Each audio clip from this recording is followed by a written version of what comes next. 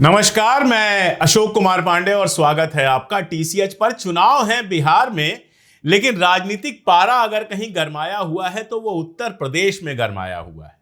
उत्तर प्रदेश वैसे भी पॉलिटिक्स के लिहाज से एक ऐसा प्रदेश है जहां राजनीतिक पारा अक्सर गरमाया होता है, और इस बार ये हुआ है मायावती जी की रैली के बाद। मायावती जी ने एक रैली की और रैली की चर्चा है। चर्चा इसलिए भी है कि लंबे समय बाद ऐसी रैली हुई है जिसमें इतनी जबरदस्त भीड़ आई है।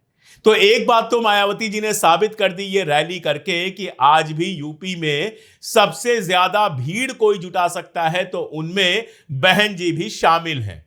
लेकिन चर्चा सिर्फ भीड़ के चलते नहीं हो रही है। देखिए, पिछले चुनाव में बहुजन समाज पार्टी का लगातार ग्राफ नीचे गया है। सिर्फ एक विधायक है उनके पास, वो भी जनरल कैटेगरी से है, एक भी दलित विधायक नहीं है मायावती जी के पास। ये सही है। दूसरी बात यह कि दलितों का मतलब सिर्फ एक जाति नहीं होती है, दूसरी भी बहुत सारी जातियां हैं। और दलितों में जाटों को अगर छोड़ दें तो बाकी दलित जो समुदाय है उसका वोट पिछली बार समाजवादी पार्टी और कांग्रेस को मिला है। आप देख सकते हैं कि समाजवादी पार्टी के पास प्रिया सरोज से लेकर तमाम ऐसे विधायक और सांसद हैं जो दलित जातियों से आते हैं लेकिन समाजवादी पार्टी के साथ हैं। ऐसे में मायावती जी का कल जो पूरा का पूरा आयोजन था, कार्यक्रम था, उसमें जो भाषण दिया गया वो बेहद इंपॉर्टेंट था। उसको समझना बहुत जरूरी है। जैसे एक बात जिसकी सबसे ज्यादा चर्चा हो रही है वो ये है कि उन्होंने योगी जी की तारीफ की वजह उन्होंने बताई। उन्होंने कहा कि जो पार्क उन्होंने बनवाए थे उसके जो टिकट वगैरह लगते हैं, उससे जो पैसे आते हैं, उसका इस्तेमाल योगी जी ने पार्क वगैरह की मरम्मत के लिए करवाया, जबकि समाजवादी पार्टी के समय उस पैसे का उपयोग दूसरी जगह किया गया था। हालांकि उन्होंने बताया नहीं कि किस जगह उपयोग किया गया था, क्या जहां उपयोग किया गया था वो गलत था, या सपा के टाइम में क्या पार्कों की हालत खराब हो गई थी। हम तो गवाह हैं, ऐसा कुछ दिखता नहीं है। लेकिन मायावती जी ने कुल मिला जुलाकर, और पिछले लंबे समय से उनकी पॉलिटिक्स अगर आप देखेंगे तो ऐसा लगता है कि उनका गुस्सा ज्यादा समाजवादी पार्टी से है। और चूंकि कांग्रेस समाजवादी पार्टी के साथ है तो साथ में वो कांग्रेस को भी कुछ ना कुछ कहती हुई चलती हैं। भारतीय जनता पार्टी या योगी आदित्यनाथ पर सीधे कुछ कहने से बचती। अब इसको लेकर तमाम सारे षड्यंत्र थ्योरी जो होती हैं वो हमारे सामने आती हैं। एक ये कहा जाता है कि मायावती जी के करप्शन की फाइल जो हैं वो भारतीय जनता पार्टी के पास हैं, और भारतीय जनता पार्टी जब चाहे तब मायावती जी को गिरफ्तार कर सकती है। ये एक बात अक्सर कही जाती है। इस बात के बारे में जरा सोचिए, क्या वाकई नरेंद्र मोदी या योगी आदित्यनाथ बहन मायावती को गिरफ्तार कर सकते हैं? सोच के देखिएगा, अगर मायावती जी को 15 दिन के लिए भी गिरफ्तार करके ये जेल में डाल देंगे तो उत्तर प्रदेश का वो दलित मतदाता भी जो मायावती जी को वोट अब नहीं दे रहा है, वो भी भारतीय जनता पार्टी के पूरी तरह से खिलाफ हो जाएगा। और मामला सिर्फ उत्तर प्रदेश तक नहीं जाएगा। मायावती जी की पार्टी अब केवल भले उत्तर प्रदेश में थोड़ी बहुत प्रभावी रह चुकी है, लेकिन उनकी एक राष्ट्रीय उपस्थिति है। पंजाब हो, मध्य प्रदेश हो, महाराष्ट्र हो, और ऐसे कई सारे और राज्य हैं जहां एक जमाने में मायावती जी का असर रहा है और सम्मान आज भी है। आज भी वो बिल्कुल कहा जा सकता है इस बात को कि इकलौती दलित नेता हैं जो अपने दम पर मुख्यमंत्री बनी। कांग्रेस से या बीजेपी से नहीं, अपनी पार्टी बनाकर बसपा से मुख्यमंत्री बनने वाली, यानी दलित राजनीति करते हुए 4 बार मुख्यमंत्री बनने वाली इकलौती नेता है। अगर ऐसे नेता को गिरफ्तार करने की हिम्मत भी करेगी भारतीय जनता पार्टी तो पूरे देश में उसकी क्या प्रतिक्रिया होगी, यह सोच पाना भी बहुत मुश्किल है। और नरेंद्र मोदी या योगी आदित्यनाथ, बाकी चाहे जो भी हो, राजनीति के जो अपने पासे फेंकते हैं वो बहुत सोच समझ के फेंकते हैं। वो कोई केजरीवाल नहीं है जिनको आप जेल में डाल दोगे और कुछ बड़ा नहीं होगा। वो मायावती जी हैं। उनको जेल में डालने का मतलब है कि आपकी दलित विरोधी छवि जो है वो पूरे देश में बन जाएगी। इसलिए मैं पूरी हिम्मत और पूरे दावे के साथ कह रहा हूं कि मायावती जी को जेल में डालने की हिम्मत ना तो नरेंद्र मोदी जी के पास है और ना ही योगी आदित्यनाथ के पास है। इस बात को बहुत क्लियर समझ लेना चाहिए। समाजवादी पार्टी के साथ मायावती जी के रिश्ते बनते बिगड़ते रहे हैं। आप सोचिए, वो कह रही हैं कि सपा के राज में जो है वो ठीक से जो उनके पार्क थे, जो उनके मेमोरियल्स थे, उनका ध्यान नहीं रखा गया। तो सवाल ये पूछा जाना चाहिए कि अगर नहीं ध्यान रखा गया तो उसके बाद समाजवादी पार्टी के साथ आपने समझौता कैसे कर लिया? समाजवादी पार्टी, एक बार पुराना जो गेस्ट हाउस कांड है वो सबको याद है। उसके बाद लंबे समय तक समाजवादी पार्टी से उनके 36 के रिश्ते रहे।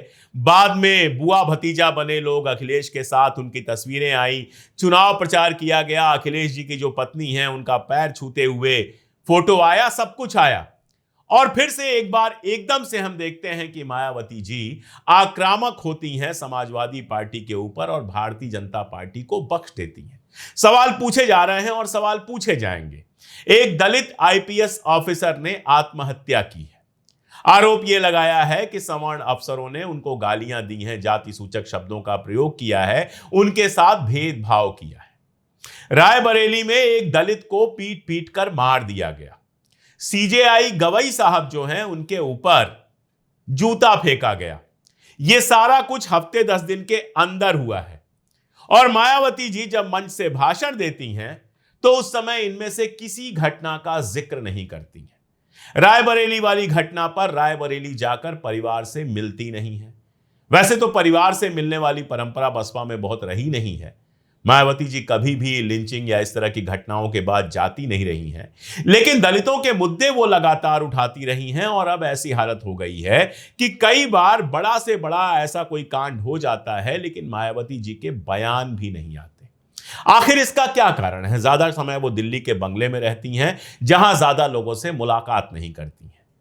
उन्होंने एक बात और कही कि आजम खान से जो मेरी मुलाकात की बात की जा रही है वो झूठ है, मैं जिससे मिलती हूं खुल के मिलती हूं। आजम खान साहब से भी जब पूछा गया तो उन्होंने कहा कि गाड़ी भेज दे, मैं चला आऊंगा। हालांकि बाद में कहा कि मैं साइकिल पे हूं और साइकिल से नहीं उतरूंगा, साइकिल पर ही रहूंगा। आजम खान साहब जब से रिहा हुए हैं तब से लगातार बयान दे रहे हैं। जाहिर सी बात है कि इतने दिनों तक जेल में रहे, जितना गुस्सा मन में पलता रहा वो सारा का सारा जो है किसी न किसी रूप में निकल के आ रहा है। एक तरफ ये भी कह रहे हैं कि मैं समाजवादी पार्टी नहीं छोड़ूंगा, मैं समाजवादी पार्टी में ही रहूंगा। और दूसरी तरफ अखिलेश जब उनसे मिलने जाते हैं तो वो अकेले जाते हैं और कहते हैं इस बात को कि मेरा बेटा भी नहीं आया। और अखिलेश के सामने भी ये शर्त रखते हैं कि आप अकेले आएंगे। बहुत सारी जिस तरह की बातें कर रहे हैं आजम खान साहब, वो भले ये लगातार दावा कर रहे हो कि सपा छोड़कर कहीं नहीं जाएंगे, लेकिन उन बातों के बहुत सारे इशारे हैं। और जो लोग आजम खान की पॉलिटिक्स को लंबे समय से जानते हैं वो जानते हैं कि आजम खान साहब जबान के जादूगर हैं और रामपुर में अपना कब्जा बनाए रखने के लिए वो किसी भी हद तक जा सकते हैं। वहां के नवाबों को उन्होंने राजनीति से बाहर किया है और अब रामपुर को अपनी फिफ्डम तो समझते ही हैं। तो रामपुर से जब बिना उनकी मर्जी के किसी को चुनाव लड़ाया गया, वो चुनाव जीत भी गए, इसके बावजूद वो उन एमपी साहब से मिलने तक को तैयार नहीं है। और मायावती जी को लेकर उन्होंने कोई सीधा बयान तो नहीं दिया है, लेकिन कोई ऐसा बयान भी नहीं दिया है जिससे ये मानी निकले कि मायावती जी कहीं उनसे किसी तरह का कोई रिश्ता नहीं बनाने वाली हैं या वो मायावती जी से कोई रिश्ता नहीं बनाने वाले हैं। यह चर्चा तो हो ही रही है कि क्या आजम खान जो है वो बसपा में जाने की प्लानिंग कर रहे हैं। अब ये सब मिलाकर आप देखिए तो कहीं ना कहीं ये लगता है, और पिछले चुनाव में जिस तरह से, भले वो चुनाव हार गई, लेकिन जिस तरह से मायावती जी ने अपने कैंडिडेट उतारे थे, उनकी पूरी एनालिसिस आप देखिए। उस समय मुझे याद है मैंने काफी डिटेल से बात की थी। जहां सपा का यादव उम्मीदवार है वहां मुस्लिम कैंडिडेट खड़ा कर दिया ताकि मुस्लिम जो है वो बसपा को वोट दे दे, सपा को वोट ना दे। जहां सपा का मुस्लिम उम्मीदवार है वहां यादव उम्मीदवार खड़ा कर दिया। तो जो सारी प्लेसिंग की थी पिछली बार चुनाव में वो बहुत साफ दिख रही थी कि समाजवादी पार्टी को नुकसान पहुंचाने के लिए ज्यादा है। इसके पहले एक बात और जान लेनी जरूरी है कि उत्तर प्रदेश में मायावती जी पहले भी भारतीय जनता पार्टी के साथ कई बार सरकार बना चुकी है।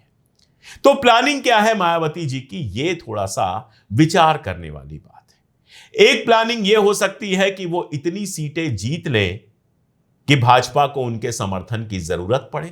दूसरी प्लानिंग यह हो सकती है कि अगर आजम खान और कुछ दूसरे मुस्लिम नेता उनकी पार्टी में आते हैं तो मुसलमानों के वोटों का एक चंक वो काट सके जिसका नुकसान समाजवादी पार्टी को हो और समाजवादी पार्टी उस स्थिति में ना पहुंच सके कि वो सरकार बना सके।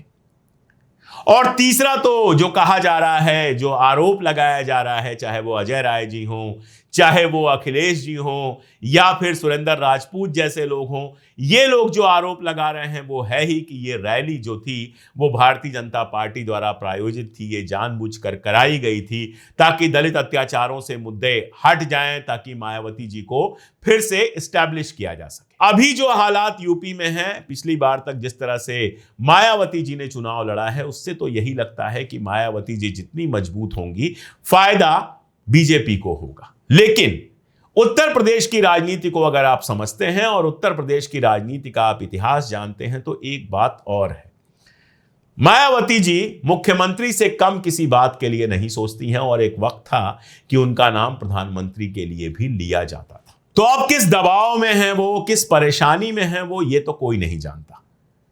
जहां तक मेरा मानना है, मैं बहुत साफ जानता हूं कि भले करप्शन के केसेज हों, लेकिन उनको जेल वेल में डालना भारतीय जनता पार्टी के बस की बात नहीं है। हां, कुछ और चीजें हो सकती हैं, जेल ना भी डाले तो बहुत सारी चीजें हो सकती हैं, जांचें हो सकती हैं, पैसे फंसाए जा सकते हैं, संपत्तियां जब्त की जा सकती हैं, ये सारा कुछ हो सकता है और इन सब का डर भी हो सकता है। लेकिन इसके साथ साथ समाजवादी पार्टी से गेस्ट हाउस कांड के बाद से ही जो खुन्नस चल रही है, वो खुन्नस भी हो सकती है। देखिए, मायावती जी अंबेडकरवाद की बात जरूर करती हैं, लेकिन टिपिकल अंबेडकरवादी राजनीति उस तरह से उन्होंने की नहीं है।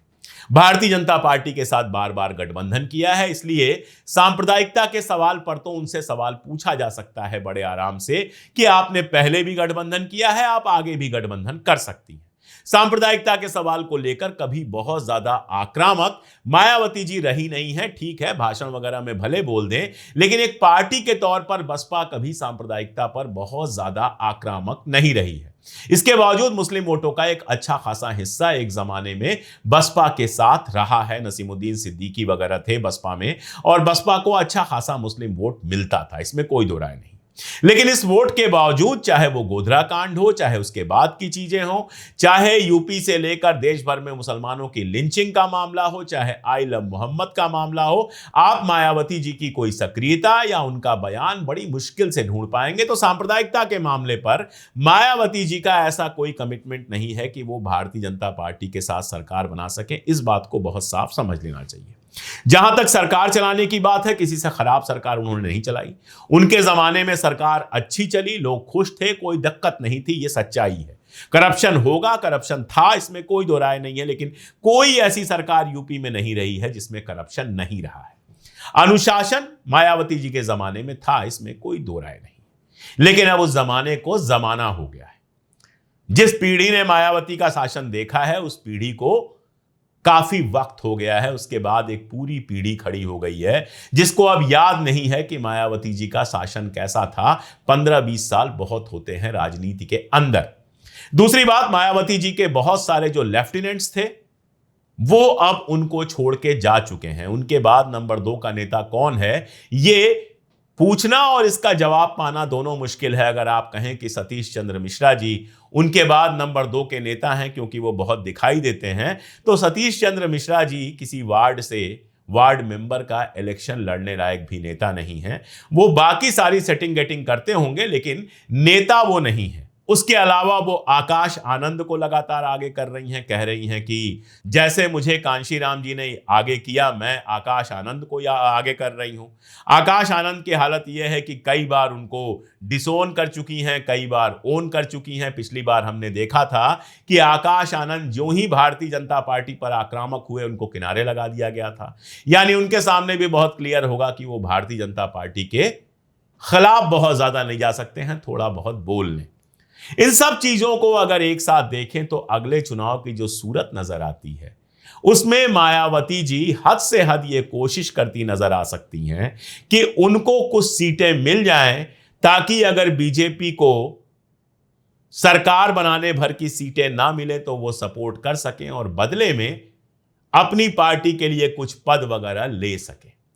बाकी भीड़ इकट्ठा हुई, और मैं ये बार बार कहता हूं कि मायावती जी की ये ताकत है। आज भी उत्तर प्रदेश में एक पूरा तबका है जो मायावती जी के ऊपर आंख मूंद कर भरोसा करता है, जो मायावती जी के कहने पर हाथी पर मुहर लगाता है, भले किसी भी जाति का कैसा भी कैंडिडेट वहां पर चुनाव लड़ रहा हो। नीला झंडा और हाथी आज भी उत्तर प्रदेश के एक बड़ी आबादी के लिए सम्मान का प्रतीक है। लेकिन क्या मायावती जी उस सम्मान की रक्षा कर पा रही हैं? क्या मायावती जी वाकई दलितों के अधिकार की लड़ाई लड़ पा रही हैं?